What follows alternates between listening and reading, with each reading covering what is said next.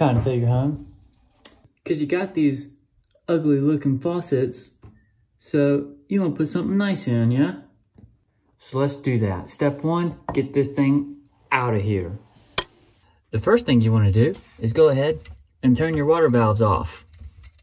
And then underneath the sink, it's got these little plastic things right here, and you just slip them off after you get your water valve off. And then you just unscrew all these components here.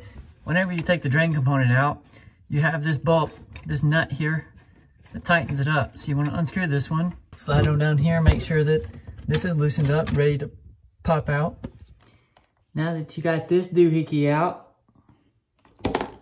you can go ahead and twist this thing off. Most times you just twist it like this and it'll unscrew.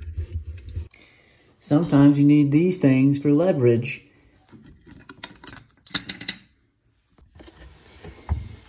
And then sometimes these little things that hold on the actual fixture, look how beat up that is. Stupid.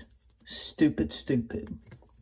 They get old and get on there so tight you can't get it off. My trick, what I do, is I bless it. I say, bless you. I speak life to you. Come off of there.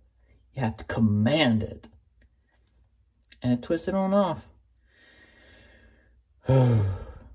But after that, take your plumber's putty, curl it up, squish it down in there, and then tighten this on up. And then you can go ahead and put your P-trap back on.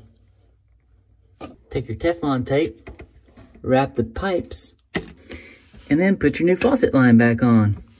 And then after getting your faucet lines on, you want to go ahead and turn the water back on. Check for leaks, make sure everything's A-okay, and then you can go on to your next job, which for me is finding out what's for dinner.